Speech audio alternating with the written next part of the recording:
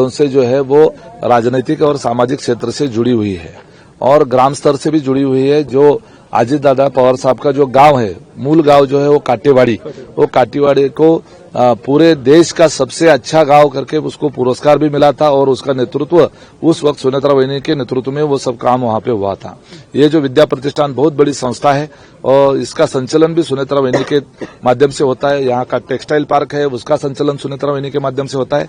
हालांकि अजीत दादा पूरे राज्य का कारभार जब संभालते थे तब पूरी बारामती और यहाँ का जो एडमिनिस्ट्रेशन है और यहाँ का जो कार्यकर्ताओं का जो संगठन है उसको संभालने का और प्रचार का नियोजन करने का काम भी सुनेत्रा वहिनी के माध्यम से ही होता था।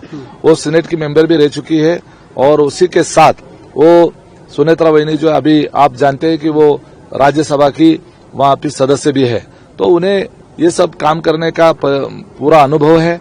और जो जिस परिवार से सुनेत्रा वहिनी आई है, पदम सिंह पाटिल जी का परिवार धाराशिव से है, महाराष्ट्र से, वो परिवार भी बड़े राजनीतिक घर से वो आई हुई है। तो उनको बहुत छोटे मतलब बहुत कम उम्र से उनको राजनीतिक और सामाजिक काम का जो है ना उन्होंने देखा है। उनके ब्लड में ही उस तरह का वो जो है वो एक्सपीरियंस है और मुझे नहीं लगता कि उनको कोई आपत्ति आएगी ये सब चीजें संभालने में। पार्टी उनके नेतृत्व में काम करने के लिए तैयार है? आपका जो हर पद हर नेता जो है या कार्यकर्ता है, आप लोग तैयार है? बिल्कुल तैयार है, बिल्कुल तैयार है। और पार्टी का हर जैसे मैंने अभी कहा था कि राजीव गांधी जी के गुजर जाने के बाद सोनिया गांधी जी को कांग्रेस पार्टी की जिम्मेदारी दी गई और सोनिया गांधी जी तो वो विदेश मूल की थी, हमारे देश से तो थी नहीं, फिर भी देश ने उनको स्वीकारा और उन्होंने भी अच्छी तरह से उनकी पार्टी को संभाला। बाद में उन्होंने पार्टी को सत्ता में भी लाया। उनको तो उस तरह का किसी तरह का एक्सपीरियंस भी नहीं था। उसकी तुलना में अगर देखा जाए, हालांकि हमारी पार्टी उससे छोटी हो सकती है, रीजनल भी हो सकती है, लेकिन महाराष्ट्र के परिप्रेक्ष्य में देखा जाए तो सोनिया गांधी जी के तुलना में सुनेत्रा वहिनी का इस सब चीजों में सामाजिक, राजकीय और प्रशासनिक तौर का अगर एक्सपीरियंस देखा जाए, संस्थाओं का काम जो देखती है वो उस तरह का देखा जाए तो वो पूरी तरह से अनुभवी है। तो क्या उन्हें उप मुख्यमंत्री भी बनाया जाना चाहिए?